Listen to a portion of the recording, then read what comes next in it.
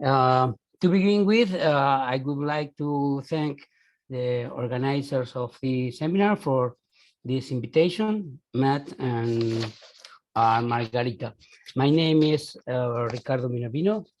As you know, I am the director of the Cognitive Studies Lab at the University of Comahue. At the bottom of this slide, we are some of the members of the lab who are also co-authors of many of the papers that will be referred in this presentation, titled Analogies between Exemplar of Schema-governed Categories.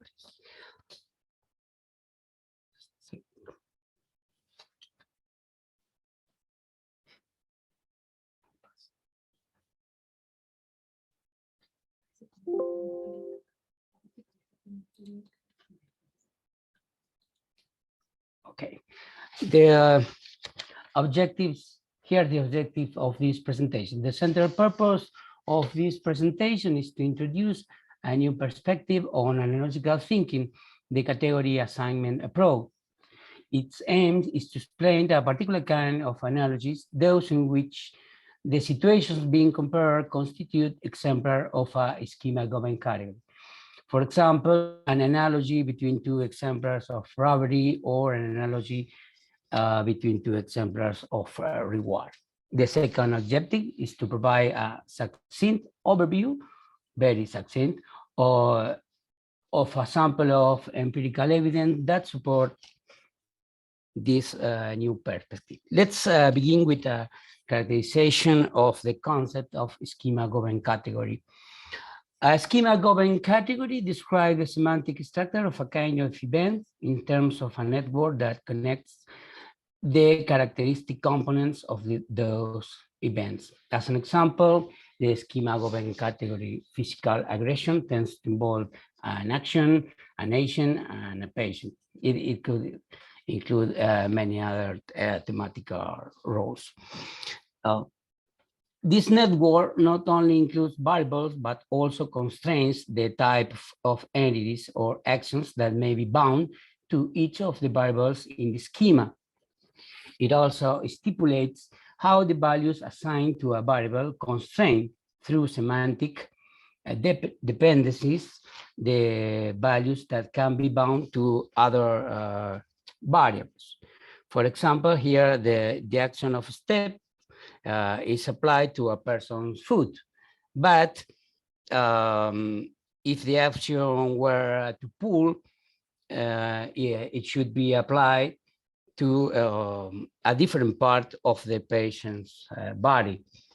For example, her hair, if we want the patient to suffer. That's the idea. As you all know, analogical thinking has been decomposed in several subprocesses. The first step is retrieval, that is the act of being reminded of a base analog from long-term memory when considering a target analog in working memory. The second step is mapping, and consists in finding the correspondences between the elements composing the base and the target. Sometimes some base or target elements must be re-represented to match an element in the other analog. As a result of mapping, the thinker could eventually derive inferences for the target. That is, she could transfer information from the base to the target that it was initially absent in the target. After evaluating the quality of the analogy, and as a contingent result of the analogy, the thinker could construct a schema which captures the structural aspects of the analog and leaves aside their specificities. As said, the new perspective we are proposing in this presentation deals with analogies between exemplars of schema-governed categories. These schema-governed categories are overlain and well-established concepts that persist any analogies we can make between their exemplars. It would be extremely surprising if these persistent schema-governed categories do not affect in one way or another the subprocesses involved in analogical thinking. The category assignment approach is interested in these possible effects. For example, maybe the categorization of the base and the target as pertaining to the same schema-governed category facilitates retrieval, particularly when analogs comes from different domains, or having in mind, having in mind the schema-governed category could also facilitate mapping. The central differences between traditional analogies and this kind of analysis is that the schema preexists the process of comparing the analogs. As all we know, a standard approach to analogical thinking, like the structure mapping theory, agree in granting a central role to relational similarities in the evaluation of the quality of an analogy. One of the central proposals of the category assignment approach is that two things are analogs if they are exemplars of the same schema-governed category, regardless of whether their relations are similar or not. Here we have an analogical couple. I will refer to this couple as an analogical one. That is a couple with a particular disorders. They are always discussing things like the adequacy of an analogy and similar ones. Her name is Anna and his name is Bob. As it is exemplified in this following dialogue, two situations could be considered analogous despite their relations not being similar. Here's Anna says, you say I need treatment for my abusive consumption of alcohol, but your work diabetes is analogous and it also requires therapy. You cannot compare these two things, respond Bob. While one implies consuming things, the other one refers to writing things. Here we have two situations that could be considered analogous despite their relations, explicit local relations are not similar.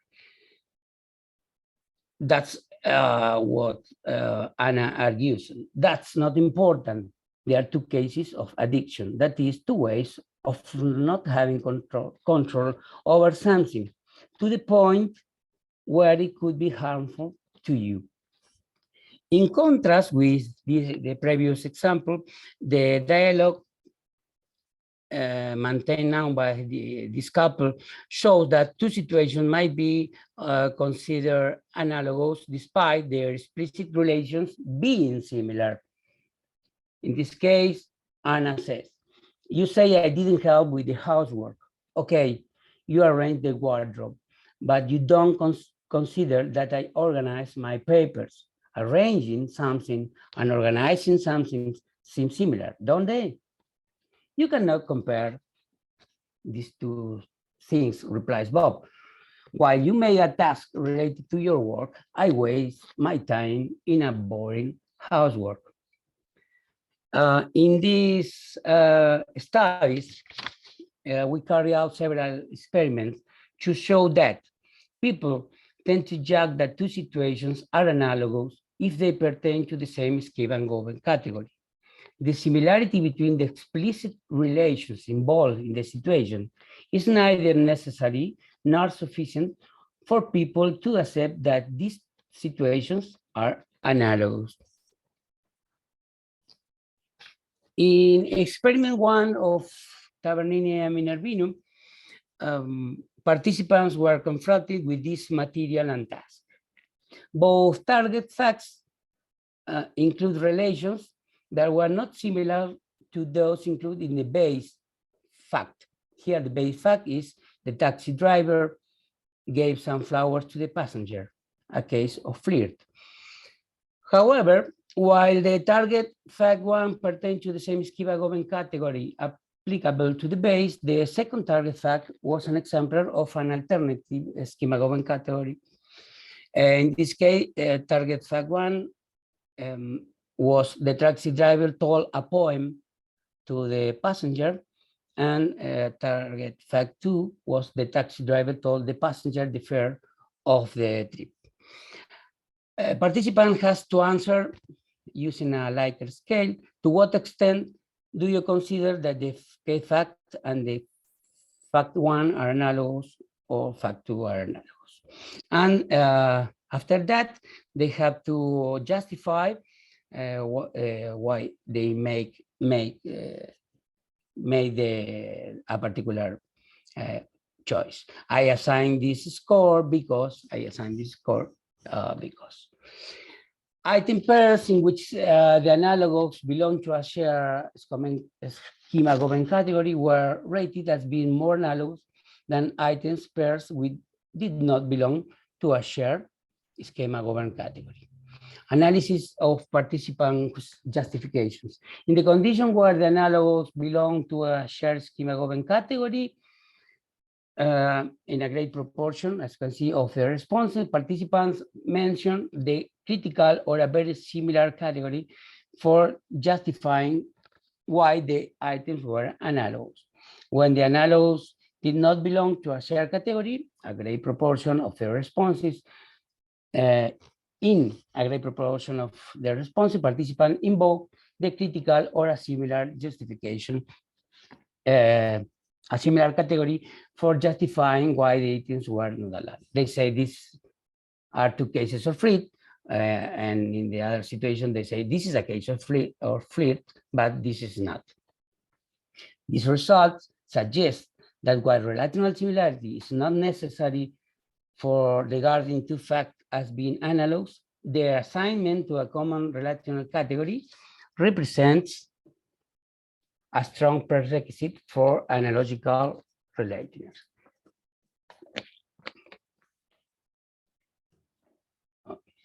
In experiment 2 of Tavernini and Minervino, the experiment has the same structure as experiment 1, with the only difference being that base and target relation were in this case similar.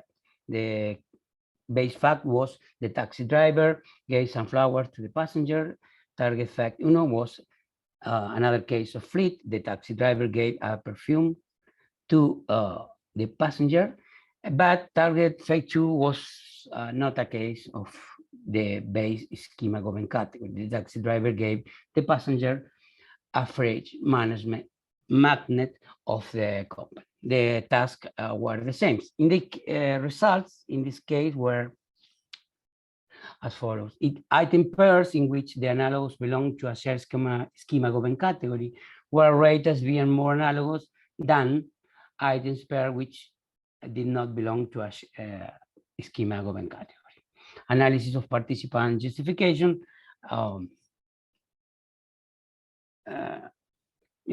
shows that in the condition where the analogs belong to a shared schema-governed category, in a great proportion of the responses, participants mention the critical or a very similar category for justifying why the items were analogous. When the analogs did not belong to a shared relational category, a big proportion of participants' responses invoke the critical or a similar relation for justifying why they did not regard the items as being analogous. These results suggest that while relational similarity is not sufficient for regarding two facts as being analogous, their assignment to a common relational category seems sufficient for analogical relatedness. Now we move to another subprocesses of analogical thinking, more specifically re-representation. One of the tenets of our approach is that one non-canonical exemplar of a schema-governed category could be considered as pertaining to such category as a result of being compared to a canonical exemplar of such schema-governed category. In the comparisons included in the previous experiments, each situation could activate by itself the shared schema-governed category. However, it is possible to envision cases where the target situation is not spontaneously represented as an instance of the schema-governed category to which the base situation belongs, but could be re-represented as such as a result of being compared to a typical example of the relational category. Here we have our analogical couple. In this case, Anna says, in my opinion, a compliment is a case of sexual abuse. It is like touching, no difference. And Bob responds, I don't agree. Flattering a woman's beauty is like flattering her sense of humor. What's the problem? Here we have in this dialogue, we have another example of the same idea. The dispute here is about how to categorize an act of blocking a street as a social protest or as a crime. For me, says Anna, to block a street is analogous to organize a manifestation, two cases of social protest. And Bob answers, I don't agree. For me, to block a street is a crime, like interrupting the electricity of a city. Well, according to the standard approach to rare representation, two non-identical relations can be placed in correspondence if it could be found that they are similar at a higher level of abstraction, either by a minimal ascension, searching for their least abstract common superordinate, or semantic decomposition. These are two examples of the mechanism proposed by the standard approach. In these cases, representation operates on propositional elements considered in an isolated manner. In these papers, referred below, we assess whether comparing the target to a base analog would increase the proportion of cases in which the schema-governed category that is naturally applicable to the base analog is used to categorize the target situation. In these cases, representation operates on whole propositions instead of propositional elements. In Oberholzer, Italia, in experiment 2, participants were confronted with these materials and tasks. You will receive several pairs of situations. For each pair, you will begin by determining whether they are analogous or not. After this, you will be asked to describe the second situation.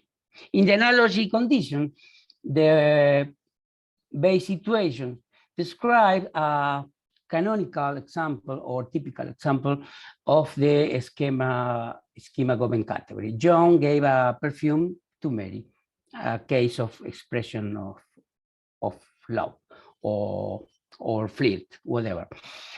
Situation 2 state that John played a joke on Mary.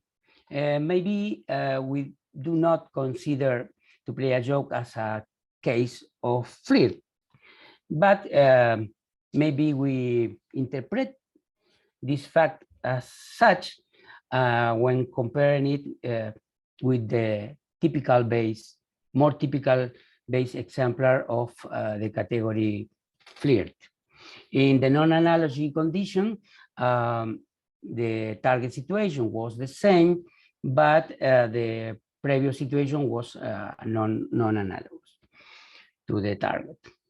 The question they have, after responding for yes or no, they have to describe the second situation.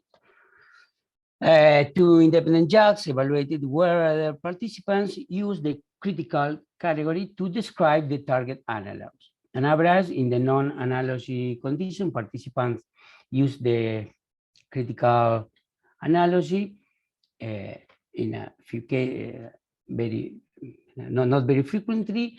Participants in the analogy condition accept the analogy in nearly 70 of the trials. Participants who accepted the analogy use the critical category to refer to the target in a great proportion of the trials. The difference was significant. Results show that participants interpret the target cases differently, consistent with the relational category, as a result of processing the analogy. There are two main implications of this finding. A form of representation is at work in which the activation of a relational category triggers an alternative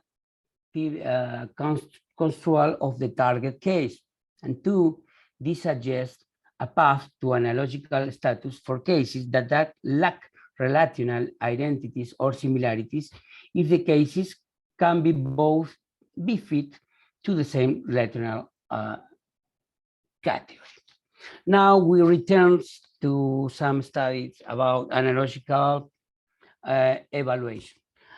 Another thesis of the present approach about evaluation of the quality of analysis is that two exemplars of a schema-governed category can be considered more or less analogous to the extent that their values in critical dimension of the schema-governed category are similar.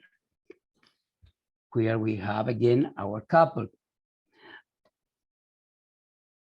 Anna says, during the pandemic lockdown, the birthday party celebrated by the president that occurred in our country represents a violation of the quarantine restrictions in the same manner as the popular demonstration organized by the opposition.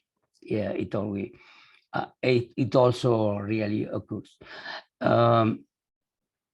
And Bob replies, of course, but in my opinion, the first violation is more serious than the second one. So the difference that Bob is remarking is that one is more severity or qualifies as more severe than the other one. Here we have another example of the same idea. We are very absent-minded. You put salt in the coffee, and I drank caustic soda from a bottle thinking it was water. Sorry, but I think that while my action slip was very small, yours was very, very big. Now we move during a moment to collateral theme, the role of similarity between entity properties in a logical evaluation. I will return to the thesis I have present in the previous slides. A standard approach agree in granting a central role to relational similarities in analogical quality evaluations, but they differ in recognizing a role to general similarities between entities. Here, there's the discussion is between structured mapping theory and the multi-constraint theory. According to the assignment approach, people concentrate on matches between explicit relations only when failing to represent the compared situations as exemplars of a schema-governed category. When the compared events are assigned to a shared category of events, for example, to instance of robbery, people qualities evaluation are based on how both situations differ in values of relevant dimensions of that category. For example, the importance of the specific case of robbery.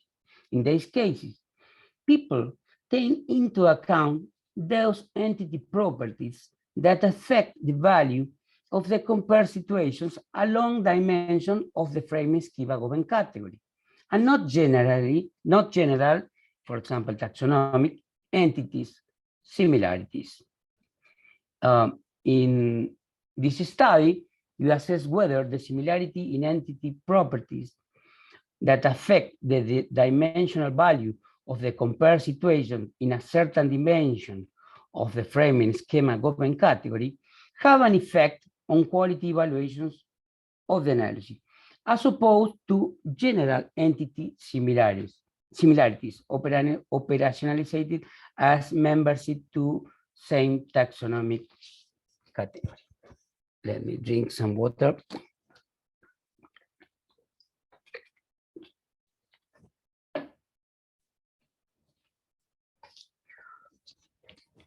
We created a set of drawings, each one comprising a base situation and two target situations. The characters and the actions they were performing were identical across the three scenes of each set, as you can see, and could be framed either as instantiations of a common relation. For example, these are three cases of to point, or instead as instantiations of a common schema-governed category. For example, these are three cases or instances of bragging. In contrast to the characters and their actions, which were kept constant across the three scenes of each set, the entities involved in such actions were varied. The object of one of the targets was similar in general aspects to its corresponding base object, for example, to vehicles, but could not be equated to the base object along a central dimension of the schema-governed category that could be potentially applied to both scenes.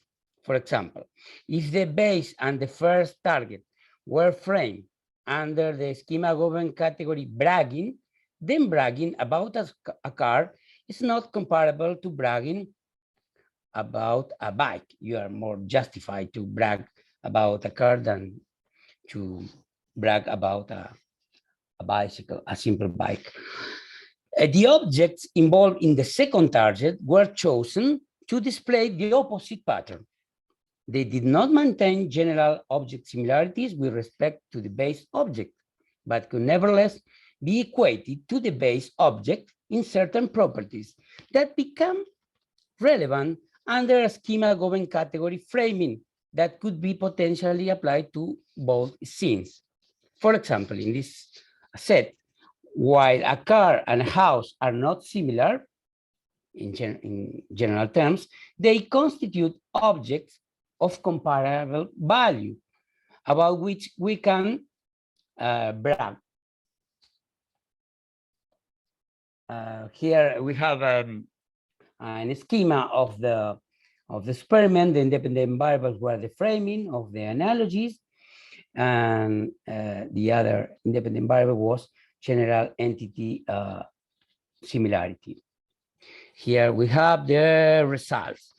The ANOVA with framing condition, same relation versus schema-governed category as between subject factor and general object similarity, present versus absent, as within subjects factor was conduced to assess how these variables impact the perceived quality of analysis. Main effects were neither found for condition nor for general object entity similarity. However, there was a significant interaction between the framing condition and general entity similarity. Post-hoc tests revealed that in the same relation condition, the ratings of the quality of the analogy were significantly higher for items with general object similarity than for items without general object similarity. The opposite pattern of result was observed across the same schema-governed category framing condition, in which the items without general object similarity, but with similar dimensional value, obtain significantly higher ratings than items with general object similarities.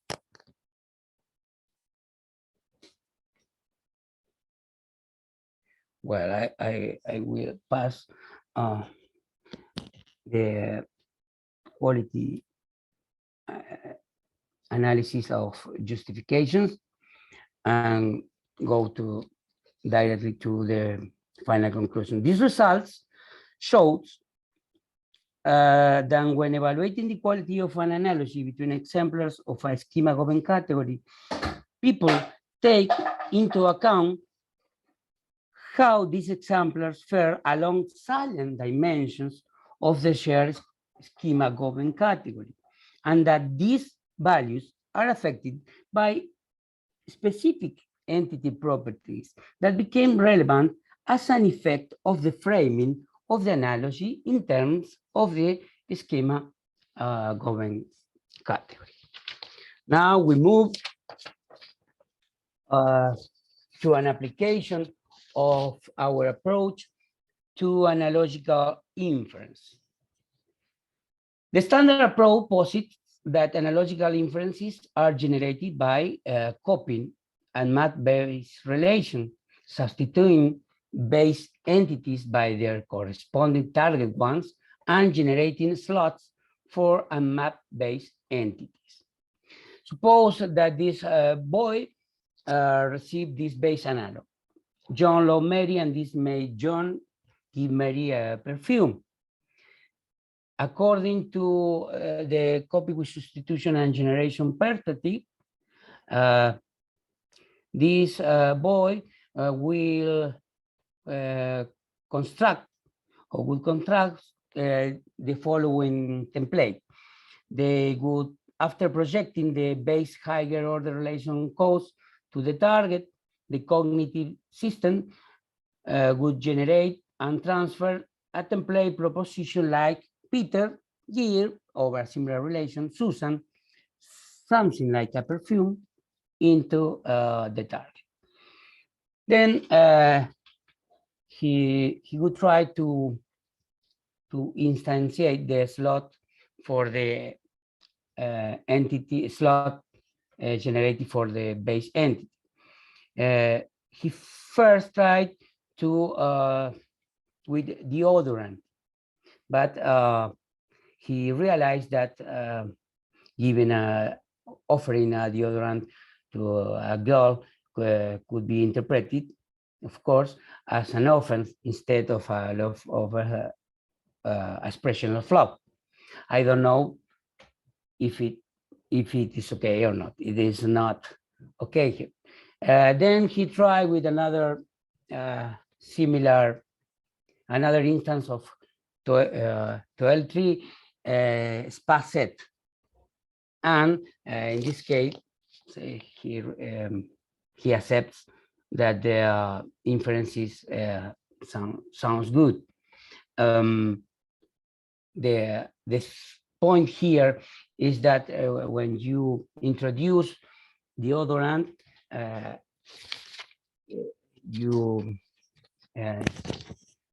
it does not result in an instant of expression of love, but when you introduce a spacet, it could result in an instance of that relational category.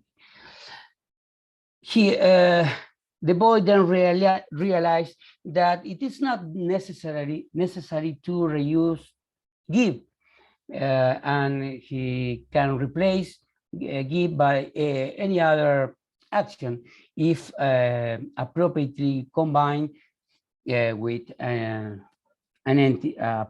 specific entity. In this case, the inference produced is Peter pick up some flower for Susan. He realized that he can do away with element-to-element similarities the only thing is necessary is to generate another exemplar of the schema-governed category expression of law. In these papers, we have tested some implications of the category assignment approach to analogical inference. In experiment 1 of Minervino Italia, the objective was to determine if people follow the mechanism of copy substitution and generation or the mechanism of searching for new exemplar of the base relational category when formulating analogical inferences.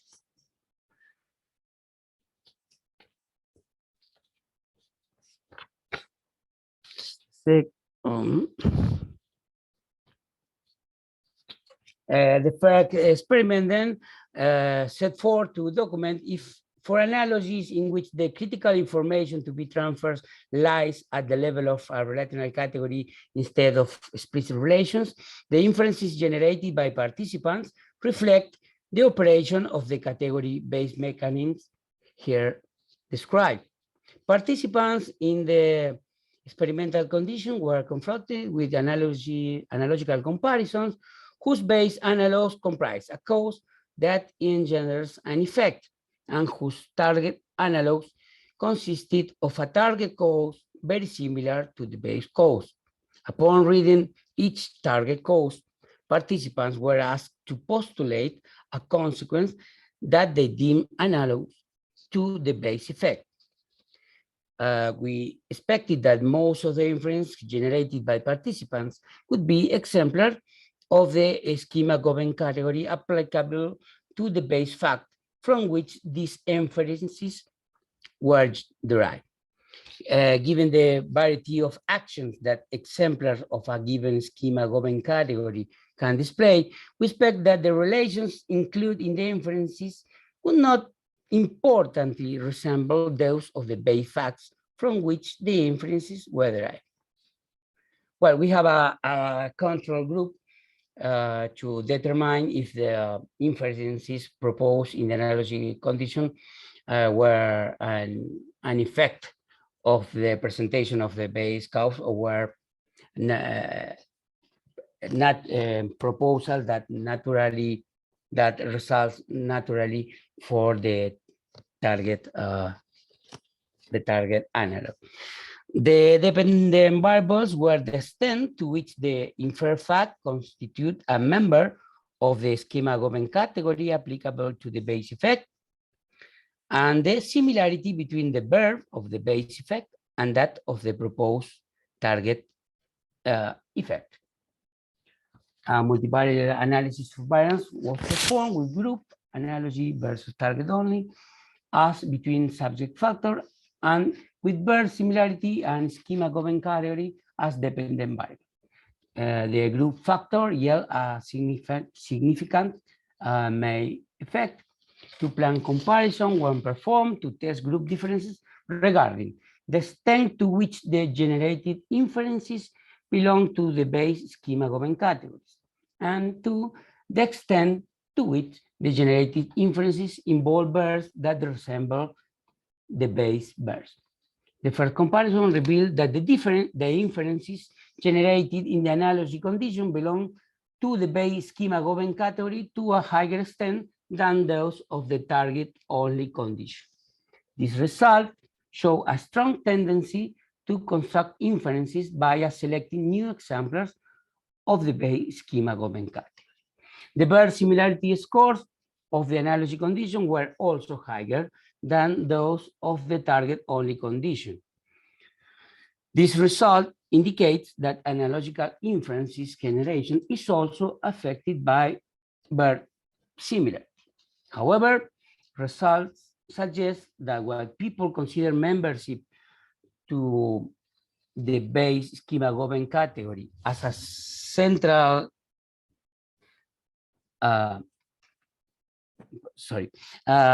results suggest that what people consider membership to the base schema-governed category as a central constraint for generating sensible inferences, they are comparatively less concerned about whether the local relation, the explicit relation of the inference resembles the base relation to which it corresponds.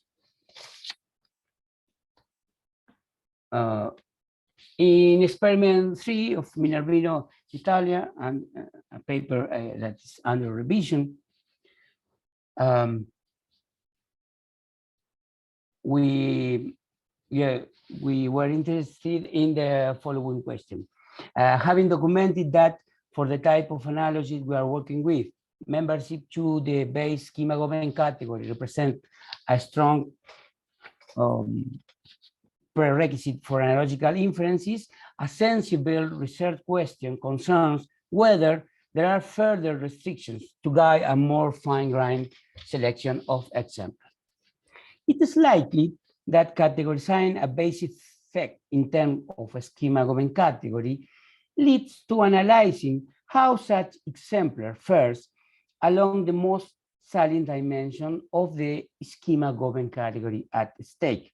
Returning to the professor example, if a person categorizes the professor action of raising the student's grade base effect as a case of reward, it seems natural to index such particular case in terms of salient dimensions along which rewards may vary. For example, their magnitude. Experiment 3 was then aimed at assessing the extent to which the inferences generated by participants are influenced by the values of the base effects along critical dimensions of the schema-governed category to which the base exemplar belongs. More specifically, it aimed at testing the hypothesis that when the target situation does not differ from the base situation, the schema-governed category exemplars upon which inferences are constructed tend to match the base exemplars along central dimensions of their shared category.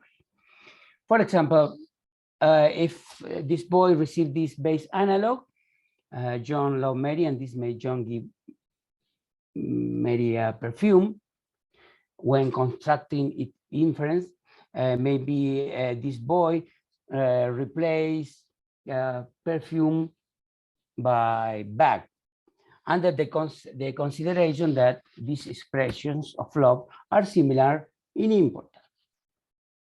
In contrast, if this boy had received this alternative base analog, John loved Mary, and this made John give Mary a car, he will probably replace car by a value object like a house, under the consideration that these expressions of love are similar in importance.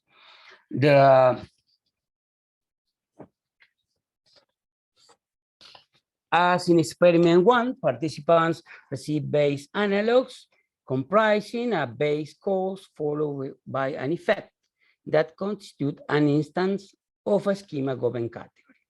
However, the base effects now display either a high or a low value along a central dimension of that relational category. In this case, the relational category is robbery, and in one condition, the effect constitute a big robbery, and in the other condition, the base effect constitutes a small robbery. After receiving a target analog consisting of a fact that was very similar to the base cause, participants were asked to complete the target situation with a consequence that they deem analogous to that of the base. As base and target cause did not differ, we predicted that the exemplars included in participant inferences would match the effect of the base situation in terms of their values along the manipulated dimensions. Two jugs receive all the inferences generated by participants coupled with their corresponding target cause. The schema-governed category to which the base effect belong, and the critical dimension that they had to consider when evaluating the inferences. On a fair pass, judges were asked to decide if each inferences pertain or not to the critical schema-governed category. Only inferences regarded by both judges as being exemplars of the critical schema-governed category were further analyzed.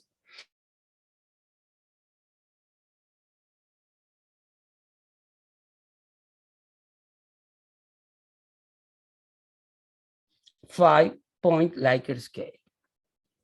For example, they received to give back as an exemplar of expression of love, and they had to decide if it was a very small expression of love or a huge one.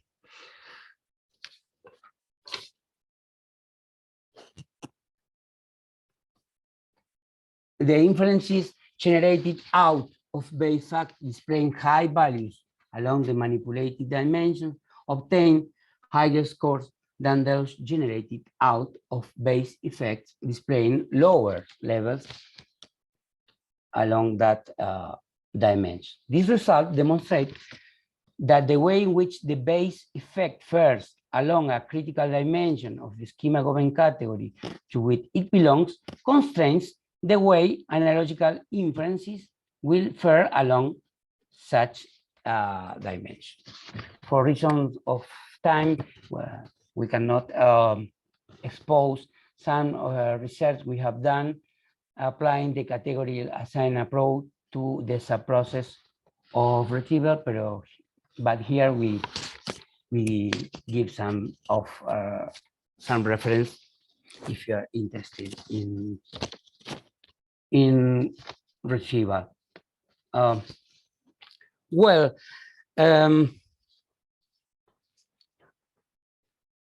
I will finally consider some discussions that our perspective tend to open or promote when reviewers receive our papers. We will concentrate on inference generation, but the pattern of discussions are similar for the other subprocesses. Let's consider copy with substitution and generation. Without that, the original spirit behind copy with substitution and generation was neither to that unmap-based facts are taken as wholes and categorized in terms of schema-governed categories, nor that analogical inference consists in searching for new exemplars of such categories in the target domain. As its transparent name indicates, the central act of analogical inference consists in copying relations, conceived as multiplace predicates or systems of relations, multiplace predicates connected by higher order multiplace predicates, and afterwards completing the structure defined by the copy relations.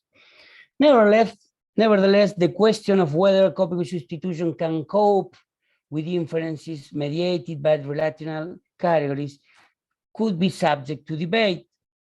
Although we cannot conclusively deny this possibility, our attempts at stretching copy with substitution and generation to cope with these cases face no despreciable difficulties.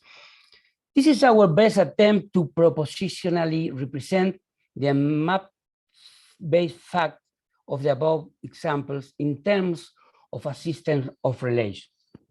Love cause, love John Mary, express John, love Mary.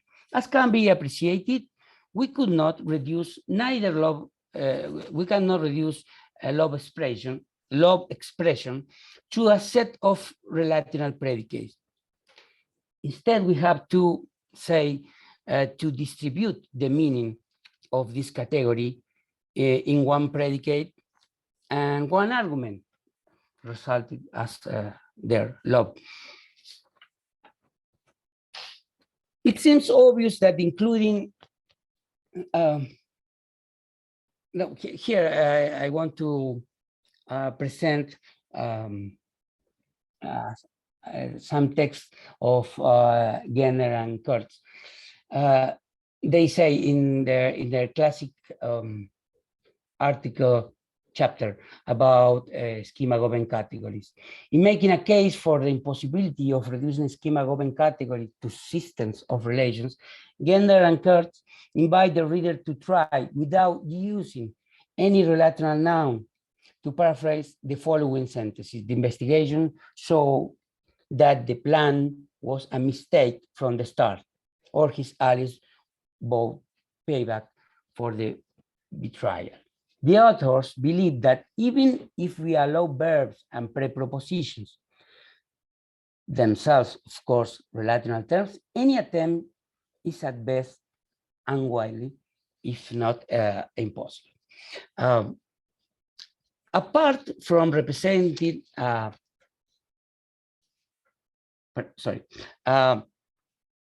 it seems obvious that including in an encompassing multiple predicate all the things that we intuitively perceive as constituting a shared relational structure could not represent an adequate solution.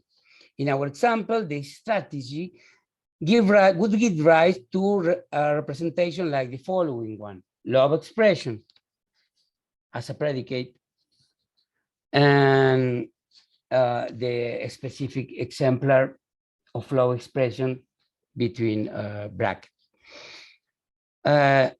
Apart from representing a spurious solution, this encoding operation implies inadequately merging in a proposition the representational level of the schema-governed category with that of the specific exemplar of such category. We believe that the recognition of two levels of representation suppose a more appropriate treatment of the phenomenon. It does justice in recognizing that love expression is a schema-governed category represented by a noun, as well as in recognizing that the fact between brackets constitutes an exemplar of this category. Embracing the categorical perspective here proposed that not imply in any way calling into question the importance of relational aspects in analogical thinking. Rather, it advocates discussing and amplifying the meaning of relational so as to avoid reducing it to systems of multi-place predicates. The concept could be broadened to include, for example, preexistent schema-governed categories. In this structure, explicit relations represent only one of the relevant constituents, but other thematical roles, agents, patients, objects, or instruments are just important as the explicit relation. Beyond our doubts about the absence of copy with substitution and generation for dealing with inferences mediated by schema-governed category, the central proposal in the present research is that the categorical perspective could draw attention to some psychological phenomena that would remain unnoticed if we treat these cases of analogical inferences as just another case of copy with substitution and generation. Searching and selecting new exemplars for the target could not only be influenced by the values of the exemplars in dimensions, in critical dimensions of the relational category, but also by factors such as central tendency, ideas, accessibility, or any other variable affecting the retrieval of schema-governed category exemplars are at large. So the thing is, we are not trying to confront with the traditional approach to analogical thinking. We are just trying to focus on a particular kind of analogies.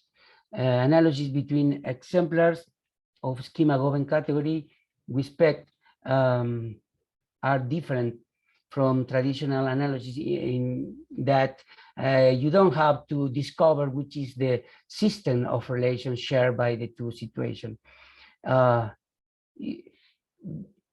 as the schema-governed category preexists to the comparison, you can take advantage of this schema, and this will could seriously influence in the process, in the several subprocesses of analogical thinking. Thanks for the invitation and for your patience in this long presentation.